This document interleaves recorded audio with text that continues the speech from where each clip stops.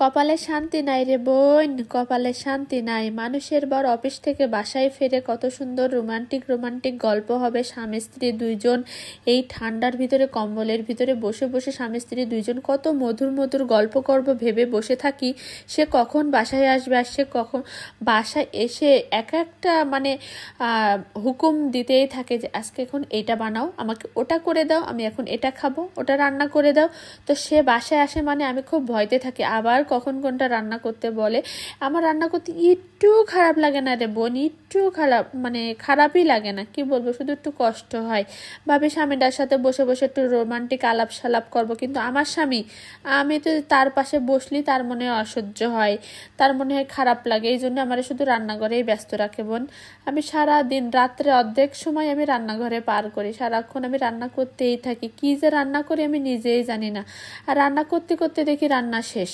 যে কত সুন্দর করে বরের জন্য আমি এই যে ডিমের চপটা বানাচ্ছি, কিন্তু খাওয়ার পরে যে এমন একটা কথা কবে না যা শুনলে আমার মাথা কাজ করবে না। কি আর করব, যাই হোক, একমাত্র স্বামী খাতে চাইছে বলে কথা বানাতে তো হবেই। কষ্ট হইলো এই যে আমি এখন সুন্দর করে আমার যত ভালোবাসা আছে, রোমান্টিক আলাপ, রোমান্টিক মনের কথা সব আমি চপের মধ্যেই ঢেলে দিয়েছি, সে চপ খেয়ে বুঝুক। এত সুন্দর করে আমি আজকে ডিমের চপটা বানিয়েছি বন্ধুরা। এত সময় তো দুষ্টামি ফাজলামি করলাম, আপনাদের সাথে গল্প করলাম, কিন্তু সত্য কথা বলতে আজকে চপটা কিন্তু খুব দারুণ বানিয়েছি আমি। আর চপটা আমি সম্পূর্ণ একদম ডিম আর বাসায় রেগুলার যে মশলা আমরা ইউজ করি ওই মশলা দিয়ে বানিয়েছি। আর এগুলো হচ্ছে আলুর চপ বানাচ্ছি এখন। ডিমের চপগুলো ভাজা আমার শেষ, এখন আলু চপগুলো ভেজে নেব। আর ও পাশে আরেকটা স্পেশাল খাবার করেছি আপনাদের দাদার জন্য, সেটা হচ্ছে আমি একটু ছোলা ভুনা করেছি, কিন্তু সেটাও একটু অন্যরকমভাবে করেছি। আজকে যেহেতু বাসায় মুড়ি নাই, এগুলো আমরা শুধু শুধু খাবো, এই জন্য একটু অন্যরকমভাবে করেছি।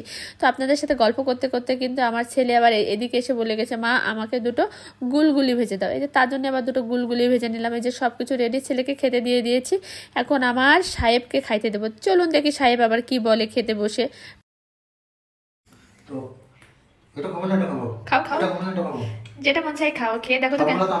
হ্যাঁ, গরম গরম ছবি তো না নেব না, খাও না, আগে খেয়ে বলো কেমন হয়েছে। এটা কিসের চপ বলো? ডিমের চপ, হালকা মশলা, হালকা আলু, হালকা বেসন।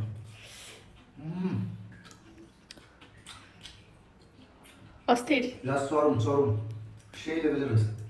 এবার একটু এই ছোলা ভুনাটা খেয়ে দেখো তো। শেষ করি এটা অন্যরকম ভাবে ছোলা ভুনাটা করেছি আমি। এটা কালারটা দেখো না, দেখছো? সেই না, সেই সেই।